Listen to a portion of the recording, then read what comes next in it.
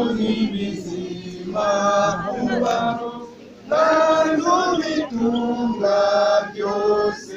Kigeze mu kutuku wa kabiri ushize bya bisebe nyine nk'uko byari bibi nk'uko abaganga babivuga byarakeye byirasamo amaraso imitsi imera nk'ituritse birangiye barabirepara ya maraso nyine urumva yari ari make afite na make nayo aramenetse biba ngombwa ko bamwongera andi bigezeho nijoro baza kutubwira ngo umutima wari wahagaze umutima wageze igihe urahagarara barinda gushikura ubwo guhera icyo gihe kwa kabiri Manuel nyine yari ariho ahumeka ariko nyine arembye cyane yarasubiye noneho kuremba cyane nk'uko yari ari imbere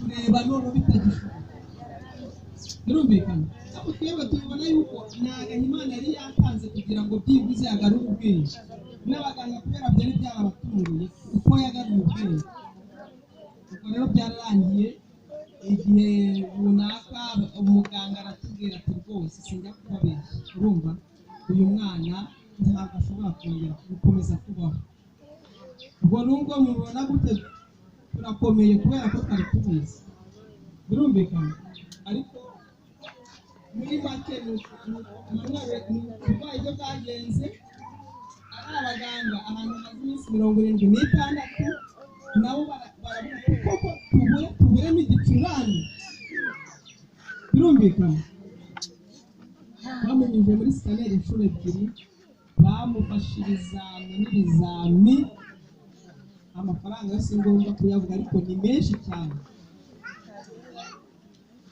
ku munsi hari igihe amafaranga yageraga ku 50,000 cyangwa akazamukagera ku 70,000 urumva baba bagerageza rwose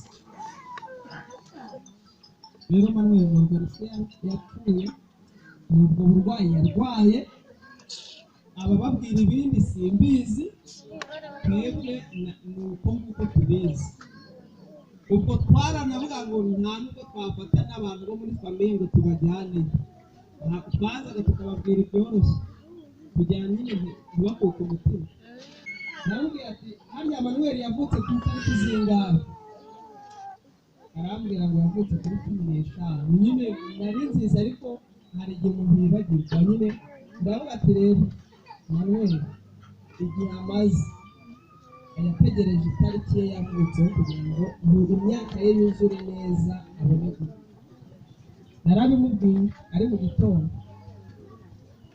bidatindiganyije ejo bundi nyine ku ijoro ry'ejo hashize isaha ya 7:00 muri kalendari se ntibaba bamaze kwandika ngo 15 z'ukwa 12 7:00 nibwo yari avuye k'umwuka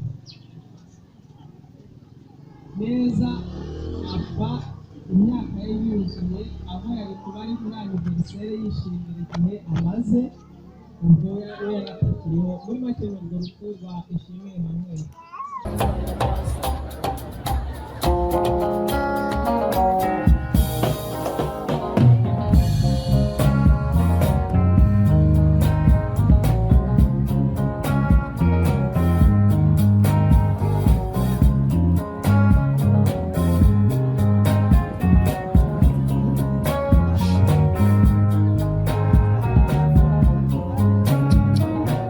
Ndamukunda cyane yitwa Sami.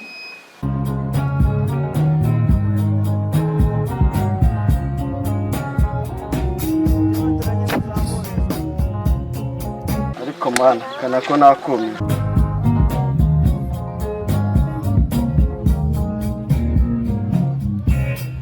Emi ari inshuti yanjye kuva 2017 turi inshuti njye na Emi kugeza n'ubu ngubu.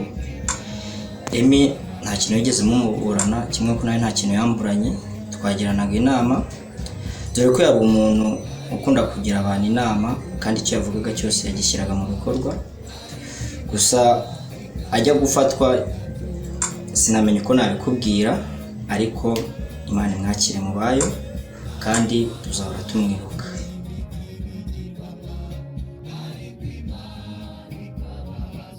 Emi mu gihe gito twari tuziranye yari inshuti yanjye ikintu muziho muri icyo gihe gito twari tuziranye ni uko ikintu yavugaga yashyiraga mu bikorwa, ntabwo yavugaga yaguherezaga isezerano atakora, we yakubwiraga ibintu abona yakora kandi muri make yakoreshaga ukuri.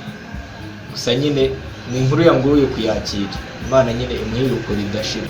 Yari inshuti yanjye hafi, yari n'umwunganizi muri groupe bita Isengo, toza abantu byo kubyina imbyino za gakondo, yewe no muri film industry muri groupe twari turimo yari visi wanjye. Ni umuntu ukunda kwitanga, ukoresha ukuri n'ibirebire, ni umuntu nyine ukomera ku isezerano aba yahaye umuntu akaruka akarishyize mu bikorwa.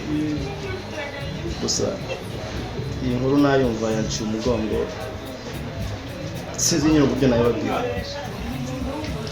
Gusa icyo navuga cyangwa se nasaba Imana, gusa Imana imwakire kandi imwibuke bidashira. Emi rero yari inshuti yanjye, yari n'umuvandimwe, yagiraga abantu inama kenshi cyane. Nyine duhombye umuntu kandi duhombye umuntu byanyabyo, gusa nta kundi nyine Imana imwibuke bidashira. Ishimwe Emmanuel yari inshuti yanjye, tujya kumenyana ni ibintu bisa naho byikoze kuko ntawe wabihatirije. Twabwiranye igihe cyiza, mu gihe twari tubanye twakoranaga ibintu byiza, ugasanga byose abyitanzemo, wabikoze nk'umuntu nk'aho ari ibyiwe. Mbese mu mibanire yiwe ntabwo nigeze mbona abwira umutima mubi cyangwa se abwiranye umuntu nawe ikibazo, ahubwo wabonaga afite ishyaka ryo gukora ibintu byiza igihe cyose. Ndababaye cyane kumva inkuru nk'iyi ngiyi, ariko ndasaba Imana imwakire mubaye kandi iruhuko ridashira, tuzahora tumwibuka. Emi twabanye neza haba mu bihe bibi cyangwa ibyiza. Emi mu buzima bwe ntabwo yabanye n'abantu nabi, niyo yagukoserezaga yasabaga imbabazi, kandi niyo yabonaga wababaye ntabwo yatumaga ugumya kubabara, ahubwo yagusabiraga imbabazi. Niba waba wakosheje akakugira inama. Emi sinamenye uko namuvuga, gusa hagiye pe Imana izamwakire mu bayo. Banjije kwihanganisha umuryango wa Emi hari hashize igihe kinini tumenyanye, ariko kitari na kinini cyane ko twamenyanye muno mwaka. Nari nsanzwe muzi ariko tumenyana muno mwaka cyane. Twamenyanye ubwo twajyaga gukina amafilime, ariko nari muzi nk'umusore wavugaga ibintu kandi akavuga akomeje, akavuga ibintu kandi akakubwiza ukuri ndetse ntanakubeshye. Twabaye inshuti, turamenyana. Ari umuntu witonda, namwigiyeho byinshi, namwigiyeho kwitonda, mwigiraho kuba umuntu utabeshya abandi. Ikintu nibuka cyane ni uburyo yansuye mu rugo turasangira, ubona ni umuntu utirata bitewe n'uko wamufataga. Ni umuntu wehe wazaga mugasangira, mukishimana, akakubwiza ukuri ndetse mukanaganira. Gusa umwe kwihanganisha umuryango we, natwe ubwacu tuguma kwihangana, gusa tuzamuhoza ku mutima. Urenca mugongo kumva ko umuvandimwe byatugoye kubyakira, ariko hari ukeka neza ko ari uruhande rwa data. Biragoye cyane kuba twabaho tutamuvuke. Yari inshuti muri byose. Imana muri kugoye muvandimwe, ntakundi twese ni ugusa umwana mwiza, natewe ishema nawe. Gusa kubyakira birimo biranga, twabanye neza ndetse twamaranye, nta kintu kibi nakubonyeho. Wishimiraga ibyiza by'inshuti zawe, ahandi hasigaye Imana ibiruhuko bidashira. Emi yari umwana witonda, uzi kubana. Gusa nyine ndasaba Imana nyine muri kuruhukira mu mahoro, ikomeze mu iruhuko ridashira. Ikimbabaje ni uko ntazongera kumubona ukundi, uri umwana wubaha ugira disipurine uzi kubana ugira abantu inama ndumva nta byinshi byo kumuvugaho mfite kuko agahinda mfite ni kenshi